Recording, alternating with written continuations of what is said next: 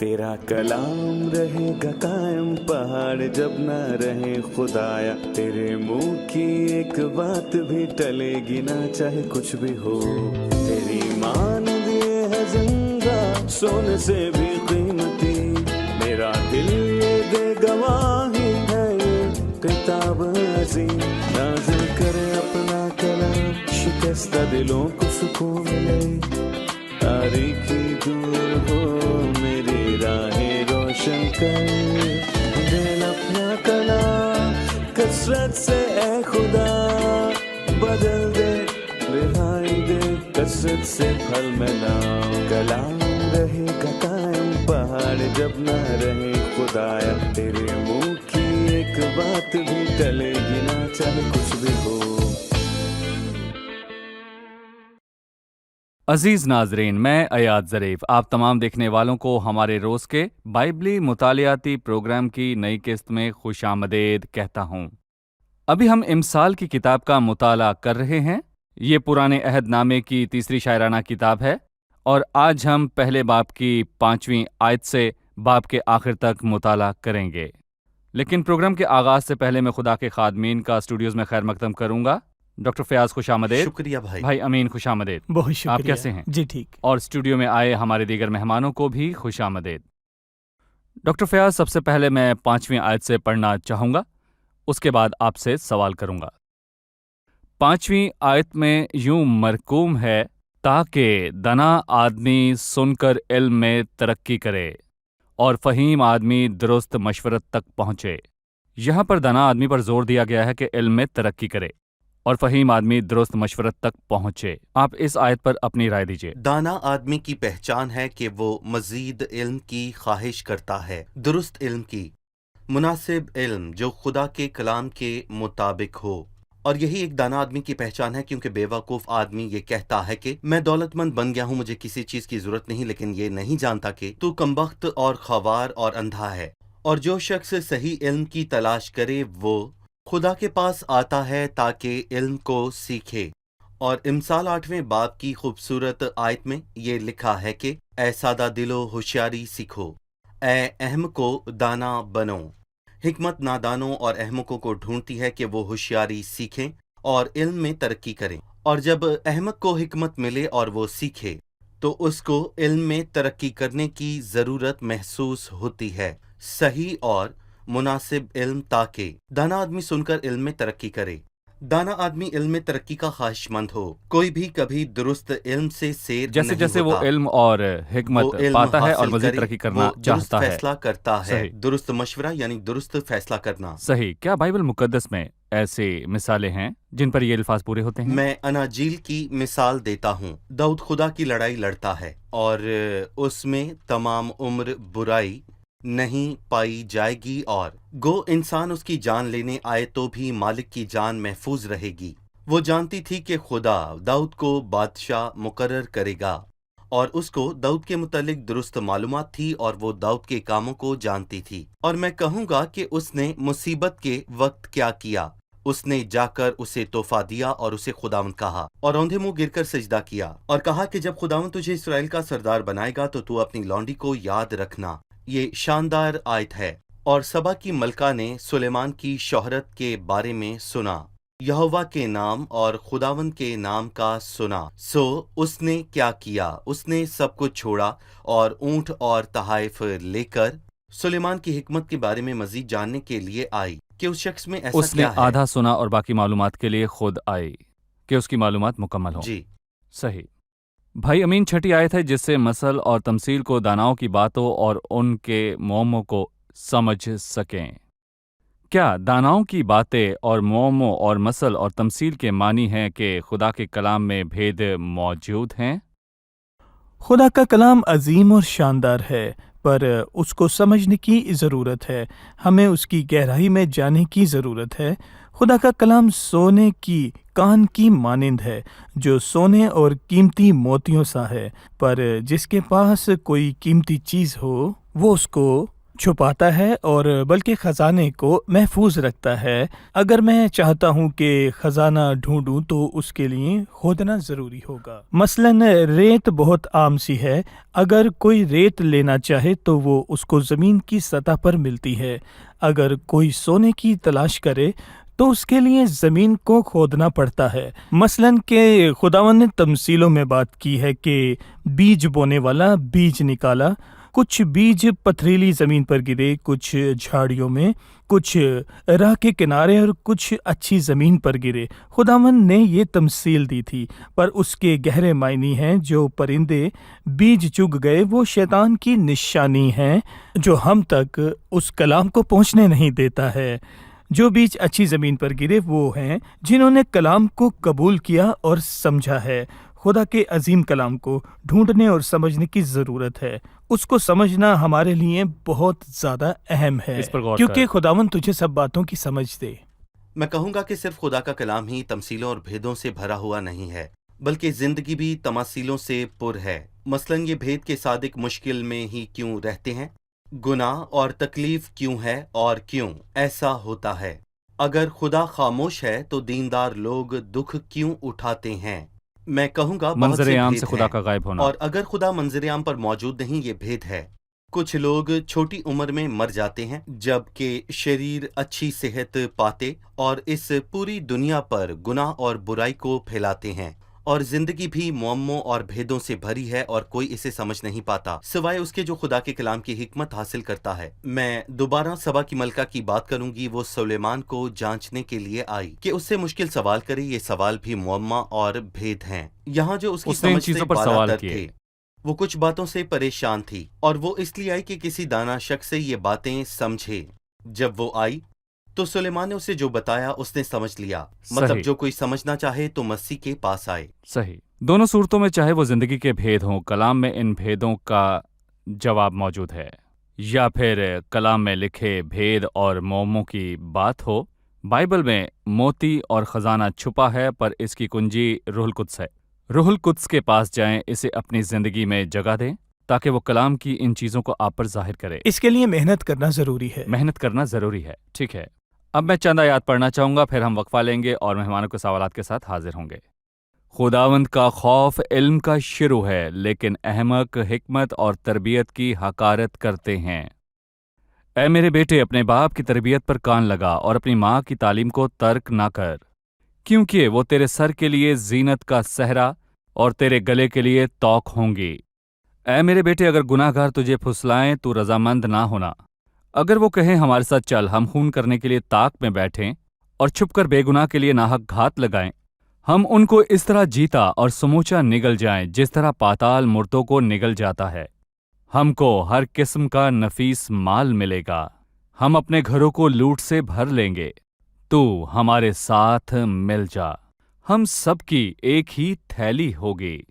تو اے میرے بیٹے، تو ان کے ہمراہ نہ جانا، ان کی راہ سے اپنا پاؤں روکنا، کیونکہ ان کے پاؤں بدی کی طرف دوڑتے ہیں اور خون بہانے کے لیے جلدی کرتے ہیں، کیونکہ پرندے کی آنکھوں کے سامنے جال بچھانا عبث ہے، اور یوں لوگ اپنا ہی خون کرنے کے لیے طاق میں بیٹھتے ہیں اور چھپ کر اپنی ہی جان کی گھات لگاتے ہیں۔ نفع کے لالچی کی راہیں ایسی ہی ہیں، ایسا نفع اس کی جان لے کر ہی چھوڑتا ہے۔ ہم یہاں پر ایک وقفہ لیں گے اور پھر مہمانوں کے سوالات کے ساتھ حاضر ہوں گے۔ ہمارے ساتھ رہیے۔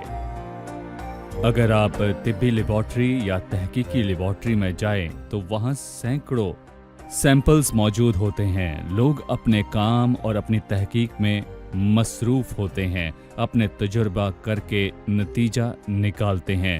تو میرا سوال یہ ہے، ہم کتنی دیر خدا کے کلام کی تحقیق اور تلاش کرنے میں گزارتے ہیں اپنی اس زندگی کی لیبارٹری میں، اور ہمیں اپنی تحقیق سے کتنے نتائج حاصل ہوتے ہیں؟ ہم میں سے اکثر لوگ خدا کے کلام کو اتنا وقت نہیں دیتے کہ اپنی زندگی کے لیے اس میں سے کچھ اچھا نکال سکیں۔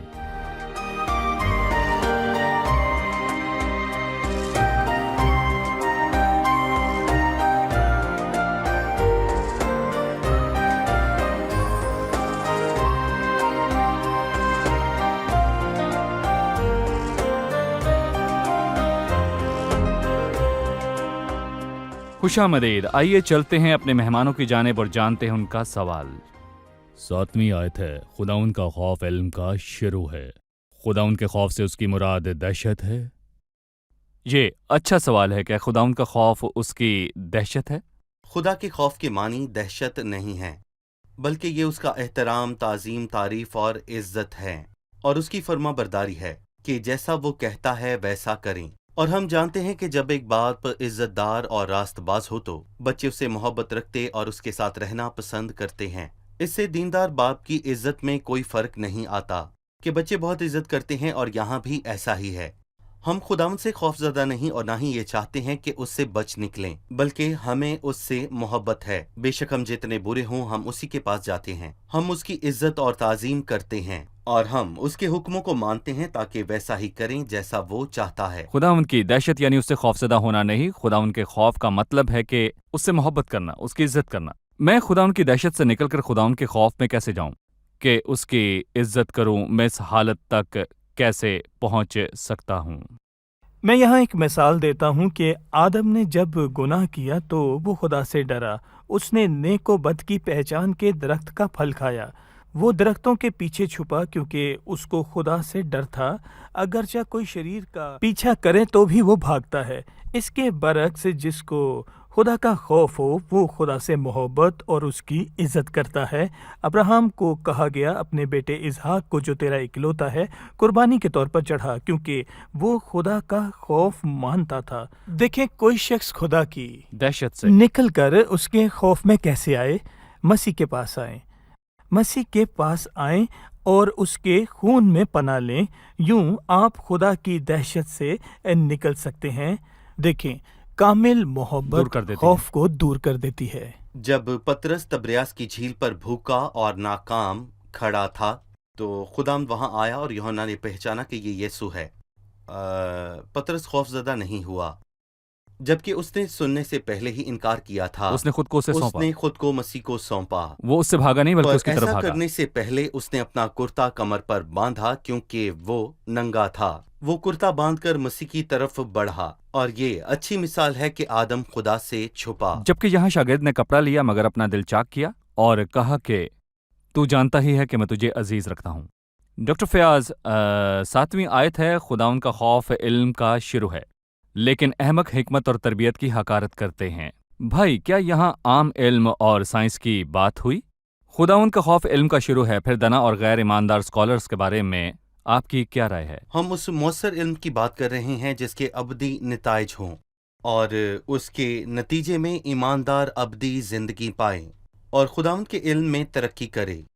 ये खुदा के काम का इल्म है, और मैं कहूँगा कि दूसरे इल्म सीखना जैसे मालूमात साइंस और तिब और इंजीनियरिंग और आर्ट, इनके फ़ायदे हैं, लेकिन हम उस इल्म की बात करते हैं जो खुदावंद पर तकिया करे और ये करार करे कि हम कमज़ोर और बेकार हैं, और खुदावंद के बगैर हम कुछ नहीं, हम खुद को बचा नहीं सकते। खुदावंद के बगैर हम तबाह हो जाएंगे। हम खुद को और खुदा को जानें और ये समझें कि मसीह हमारे लिए क्या है, उसकी मोहब्बत, उसके कामों और उसके कफारे को समझें, और यही वो अहम तरीन चीज़ें हैं जिससे हम दुरुस्त रवैया अपनाते हैं और मसीह की मानंद बनते हैं। और इस इल्म के बगैर हमारे पास जो भी मालूमात हों उनका ताल्लुक बाइबल मुकद्दस से नहीं है। ईमान ही से हम मालूम करते हैं कि आलम खुदा के कहने से बने हैं, और ईमान ही से हम अब्दियत के मामलात को समझ सकते हैं। बाकी तमाम मालूमात ज़मीनी ज़िंदगी से ताल्लुक रखती हैं। आइजक न्यूटन ने कशिश शकल की कुव्वत का कानून बनाया। उससे इल्म का पूछा तो उसने कहा कि जो मैंने ढूंढा वो बड़ा है, पर कशिश की सबसे बड़ी कुव्वत मसीह है। मसीह है। ये सबसे गहरा तजुर्बाती इल्म है। यानी ये कानून, साइंस और दुनिया का इल्म सब जिंदगी तक महदूद है, पर खुदा का इल्म हमें अब्दी जिंदगी की तरफ ले जाता है। अहमक हिकमत और तरबियत को हकीर जानता है। और याद करें कि नाबाल नादान था और उसने कहा दाऊद कौन है और यसी का बेटा कौन है। और उन दिनों में बहुत से नौकर ऐसे हैं जो अपने मालिक के पास से भाग जाते हैं, और वो दाऊद को नहीं जानता था जिसने उसे मुसीबत से बचाया, जो इसराइल का ममसूख और उसका बादशाह था, और उसके पास दुरुस्त इल्म के सिवा सब मालूमात थीं। وہ احمق تھا جبکہ ایبیگیل کے پاس تمام صحیح معلومات موجود تھیں۔ صحیح بھائی امین، 8ویں آیت سے 19ویں آیت تک ہم نے پڑھا کہ بیٹے کے لیے ہدایات اور صلاح ہے کہ گھر سے نکلنے کے بعد راستے میں کیا کیا خطرات موجود ہیں۔ وہاں شریر اس کو برے راستے پر لے جا سکتے ہیں۔ ہمیں بتائیں کہ نوجوان کے لیے باہر کون کون سی مشکلات ہیں جن کی تنبیہ اس کو ملی۔ در حقیقت 8ویں آیت میں ایک باپ اپنے بیٹے سے مخاطب ہے، اے میرے بیٹے اپنے باپ کی تربیت پر کان لگا اور اپنی ماں کی تعلیم کو ترک نہ کر۔ دانا آدمی وہ ہے جو خدا کے کلام کی شریعت کو مضبوطی سے تھامے رہتا ہے، اس سے مڑے نہیں۔ جب وہ بیٹا باہر جاتا ہے تو 10 یا 18ویں آیت میں 2 آوازیں آئیں، ایک تو گناہ کی آواز ہے اور جو ان کو گناہ اور بدی کی طرف مائل کرتی ہے، دوسری حکمت کی آواز ہے جو کہتی ہے کہ دانا بن اور لوٹ آ، ان سے نہ مل۔ پہلے آواز گناہ کی آواز میں لالچ ہے، اے میرے بیٹے اگر گناہ گار تجھے پھسلائے تو رضامند نہ ہونا، یہ دوگلا پن اور دھوکہ ہے۔ سو نوجوان دھوکے اور دوگلے پن اور شرارت سے چکنا رہیں۔ پھر گناہ کی آواز میں ظلم اور درندگی ہے۔ اگر وہ کہیں کہ ہمارے ساتھ چل، ہم خون کرنے کے لیے طاق میں بیٹھے ہیں اور چپ کر گناہ کے ناحق گھات لگاتے ہیں، ہم ان کو اس طرح پاتال میں لے جائیں گے جس طرح پاتال مردوں کو نگل جاتا ہے۔ شریر نہ صرف پھسلتے ہیں بلکہ ظلم کرتے ہیں، ان کی درندگی بھری ہے۔ گناہ کی آواز میں لالچ ہے، محبت اور پیسوں کا لالچ۔ 13ویں آیت میں لکھا ہے، ہم کو ہر قسم کا نفیس مال ملے گا، ہم اپنے گھروں کو لوٹ کر بھر لیں گے۔ بلکہ بائبل مقدس نے ہمیں تنبیہ کی ہے کیونکہ زر کی دوستی ہر قسم کی برائی، ہر قسم کی برائی کی جڑ ہر ہے، قسم کی برائی۔ ہر قسم کی برائی جڑ ہے، جس کی آرزو میں بعض نے ایمان سے گمراہ ہو کر اپنے دلوں کو طرح طرح کے گناہوں سے چھلنی کر لیا۔ چوتھی چیز جو ہمارے ساتھ مل جا ہم سب کی ایک ہی تھیلی ہوگی، شریر کی رفاقت میں لاقانونیت ہے، گناہ کا دھوکہ ہے۔ گناہ نے سمسون کو محبت سے پھسلایا اور اس کی آنکھیں چھین لی۔ گناہ نے ابی سلوم کو بادشاہت سے پھسلایا اور اس کی جان لے لی۔ گناہ نے عزرا بادشاہ کو پھسلایا کہ مقدس مقام پر جائے، پر اس کو کوڑ ہو گیا۔ اس لیے میں کہتا ہوں یہ صرف دھوکہ ہے۔ شریر کی باتوں سے اور اس کے ظلم سے، اس لاقانونیت کی رفاقت سے اور ان سب چیزوں سے آپ ہوشیار رہیں، کیونکہ زر کی دیکھیں دوستی۔ کہ لالچ اور زر کی دوستی سے ہوشیار رہیں، یہ گناہ کی آرزو ہے۔ پھر 15ویں آیت میں حکمت کی آواز ہے، تو اے میرے بیٹے تو ان کے ہمراہ نہ جانا، ان کی راہ سے اپنا پاؤں روکنا۔ اس لیے میں نوجوانوں سے کہتا ہوں کہ بدی و شرارت سے دور رہیں، بے ایمانوں کے ساتھ ناہموار جوئے میں نہ جتو، فریب نہ کھاؤ، بری صحبتیں اچھی عادتوں کو بگاڑ دیتی ہیں۔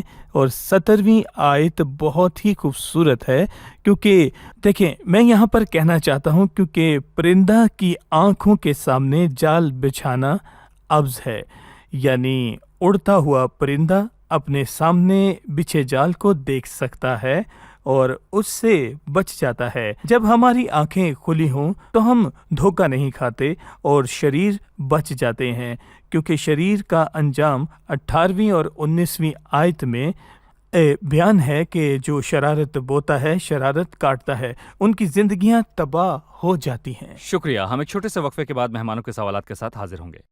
ناظرین ملتے ہیں ایک وقفے کے بعد، ہمارے ساتھ رہیے۔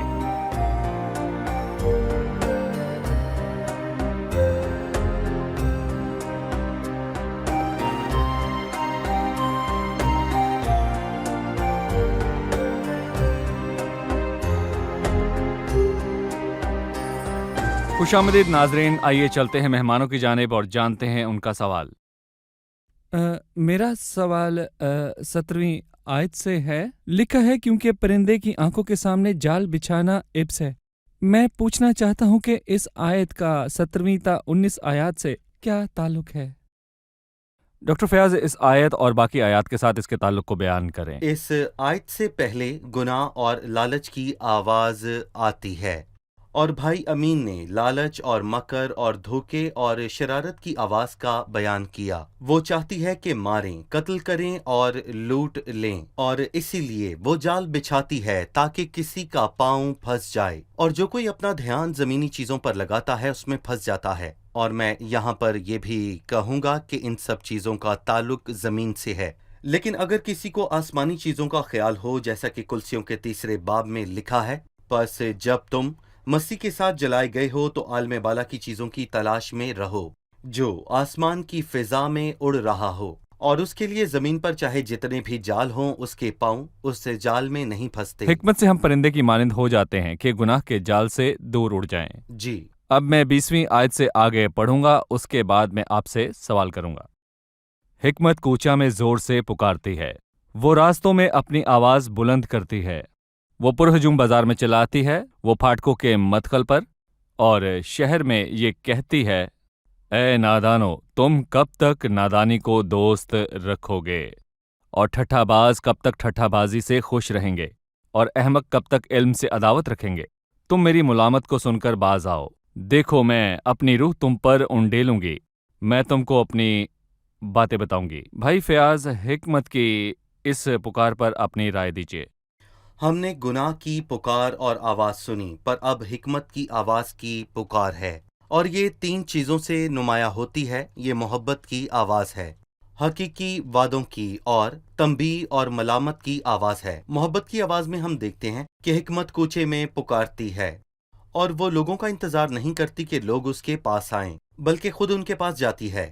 اور میں کہوں گا کہ وہ فرق نہیں کرتی، اور وہ ہجوم میں پکارتی ہے اور پھاٹکوں کے مدخیل پر آواز دیتی ہے، اور وہ ان لوگوں کو تلاش کرتی ہے جو پھاٹکوں پر بیٹھے ہیں، یعنی کہ قاضی لوط شہر کے پھاٹک پر بیٹھا تھا، اور بوئز بھی شہر کے پھاٹک پر بزرگوں سے ملا۔ وہ فرق نہیں کرتی، انتظار نہیں کرتی کہ کوئی خود چل کر اس کے پاس آئے، بلکہ خود جاتی ہے۔ اور ایک گیت ہے کہ خدا سب لوگوں سے یہ واضح طور پر کہتا ہے کہ حکمت سب لوگوں سے کہتی ہے، وہ لوگوں کے پاس جاتی اور نادانوں اور ٹھٹھا بازوں کو بھی کہتی ہے، اور وہ محبت کو ظاہر کرتی ہے۔ اس کے وعدے سچے ہیں اور وہ دھوکہ نہیں دیتی، اور وہ کہتی ہے کہ مجھے قبول کرو تو میں تمہیں ڈھیروں برکات بخشوں گی۔ اور پھر 33ویں آیت میں لکھا ہے، لیکن جو میری سنتا ہے وہ محفوظ رہے گا۔ حکمت ہم سے سلامتی اور حفاظت اور بدی سے بچانے کا وعدہ کرتی ہے۔ اور امثال کے 3 باب میں حکمت کی پکار ہے، لکھا ہے، مبارک ہے وہ آدمی جو حکمت کو پاتا ہے اور جو فہم حاصل کرتا ہے۔ اور 7 چیزیں اس کے داہنے ہاتھ میں عمر کی درازی ہے، اور اس کے بائیں ہاتھ میں دولت اور عزت ہے۔ اس کی راہیں خوشگوار راہیں ہیں، اور جو اس کو پکڑے رہتے ہیں ان کے لیے وہ حیات کا درخت ہے، اور جو بھی اس کے پاس آئے اسے حکمت برکتیں بخشتی ہے، اور وہ دھوکہ نہیں دیتی۔ محبت اور سچے وعدوں کے ساتھ ساتھ وہ تنبیہ بھی کرتی ہے، لیکن انسان یہ کہتا ہے کہ وہ آزاد ہے، پر نہیں۔ دراصل اس کو چیزوں کو جاننے کی ضرورت ہے، کیونکہ اگر وہ حکمت کو قبول نہ کرے تو بہت ہی سخت تنبیہ ہے۔ اور اس کے بارے میں 24ویں آیت میں لکھا ہے کہ جو حکمت کو اس کے فضل کے دن قبول نہیں کرتے، لیکن ایک دن آئے گا کہ دہشت ان پر چھا جائے گی، اور حکمت کا انکار کرنے والے سب لوگوں کے ساتھ ایسا ہوگا۔ بھائی امین، ہم نے حکمت کی بات ماننے کی برکات پڑھی ہے، لیکن جو میری بات سنتا ہے وہ محفوظ ہوگا۔ 24ویں آیت سے باب کے آخر تک ان لوگوں کا حال بیان ہے جو حکمت کی دعوت کو قبول نہیں کرتے۔ اس کے کیا نتائج ہیں، ہمیں بتائیے۔ یہ بہت بھیانک نتائج ہیں۔ جو لوگ حکمت کو رد کرتے ہیں وہ تباہ و برباد ہو جاتے ہیں۔ ہم نے سیکھا کہ مسیح کی حکمت ہی ہمیں دعوت دیتی ہے۔ 24ویں آیت سے، چونکہ میں نے بلایا اور تم نے انکار کیا، میں نے ہاتھ پھیلایا اور کسی نے خیال نہ کیا، بلکہ تم نے میری تمام مشورت کو ناچیز جانا اور میری ملامت کو بیکاری کی۔ نتیجہ کیا ہے؟ 28ویں آیت ہے، تب وہ مجھے پکاریں گے لیکن میں جواب نہ دوں گا، اور دل و جان سے مجھے ڈھونڈیں گے پر نہ پائیں گے۔ یہ پرانے اور نئے عہد نامہ کی کہانیوں میں بہت واضح ہے۔ پیدائش اس کے 6 اور 7ویں باب میں نوح نے کشتی تیار کی، لیکن اس کی تیاری میں 120 برس لگے۔ اس نے سب کو دعوت دی، اس نے راست بازی کی منادی کی، پر قدیم دنیا نے اس کی منادی کو رد کیا۔ اس کے نتیجہ میں نوح اور اس کا خاندان کشتی میں گئے اور دروازہ بند ہو گیا۔ نئے عہد نامہ میں متی 25ویں باب میں 10 کنواریوں کا ذکر ہے۔ 5 عقل مند اور 5 بے وقوف تھیں۔ دلہا آ پہنچا اور جو تیار تھیں وہ اس کے ساتھ شادی کے جشن میں اندر چلی گئیں اور دروازہ بند ہو گیا۔ آج خداوند دعوت دیتا ہے کہ کہتا ہے کہ اے محنت اٹھانے والوں، سب میرے پاس آؤ، میں تم کو آرام دوں گا۔ حکمت کا انکار کرنے کا بھیانک جی نتیجہ بہت ہے۔ زیادہ۔ خداوند آپ کو برکت دے۔ اب وقت ہے کہ ہم جانیں مہمانوں نے آج کیا سیکھا۔ جی، آج کے پروگرام سے آپ نے کیا سیکھا؟ ایک ایماندار جو آسمانی فضا میں اڑتا ہو اس کے لیے جال میں پھنس جانا بہت مشکل ہے۔ صحیح۔ میں نے سیکھا کہ ہم نہیں بلکہ حکمت خود ہمیں ڈھونڈتی اور ہمارے پاس آتی ہے۔ ٹھیک ہے۔ مسیح ہمارے پاس آیا، وہ مجسم کلام ہے۔ مجھے آج کی نسل کی یہ بات بہت پسند ہے کہ وہ سائنس اور ایمان کے درمیان کا خلا ڈھونڈ لیتے ہیں، پر میں نے غور کیا کہ نیوٹن نے کہا کہ سب سے زیادہ کشش جو ہے وہ مسیح کی ہے۔ مجھے خوشی ہوئی کہ سائنسدان نے ایسی بات کہی اور مجھے یہ بات اس کی بہت پسند آئی۔ صحیح۔ میں نے سیکھا کہ خدا ان کا خوف اس کی دہشت نہیں بلکہ اس کی محبت ہے، کامل محبت جو خوف کو دور کر دیتی ہے۔ صحیح، بہت شکریہ۔ خداوند آپ کو برکت دے۔ خادمین کا بھی شکریہ۔ اگلی قسط میں آپ سے پھر ملاقات ہوگی۔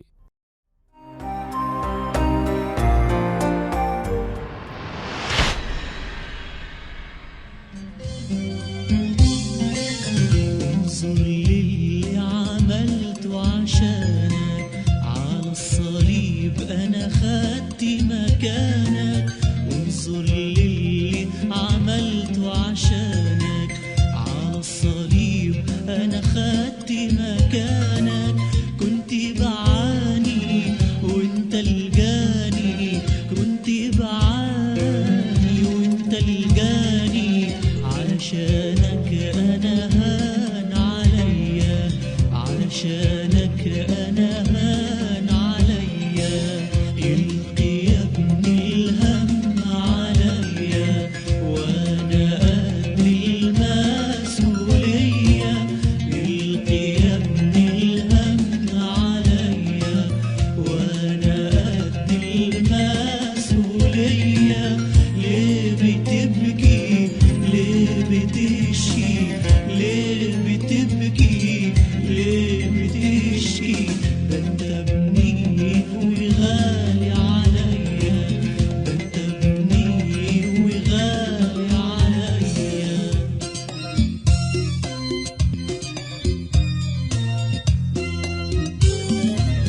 ليه بتفكر إني بعيد؟ ليه يا ابني الهم يزيد؟ ليه بتفكر إني بعيد؟ وليه يا ابني الهم يزيد؟ رضيت يا ابني أفديك بدمي، رضيت يا ابني أفديك بدمي. انظر يا ابني جروح ايديا، انظر يا ابني جروح. تیرا کلام رہے گا قائم، پہاڑ جب نہ رہے خدایا. تیرے منہ کی ایک بات بھی ٹلے گی نہ، چاہے کچھ بھی ہو. تیری مانند یہ ہے زندہ، سونے سے بھی قیمتی. میرا دل یہ دے گواہی ہے، یہ کتاب عظیم. نازل کرے اپنا کلام، شکستہ دلوں کو سکون ملے. تاریکی دور ہو، میری راہیں روشن کر. دے اپنا کلام کثرت سے اے خدا، بدل دے رہائی دے کثرت سے پھل ملاؤ. کلام رہے گا قائم، پہاڑ جب نہ رہے خدایا. تیرے منہ کی ایک بات بھی ٹلے گی نہ، چاہے کچھ بھی ہو.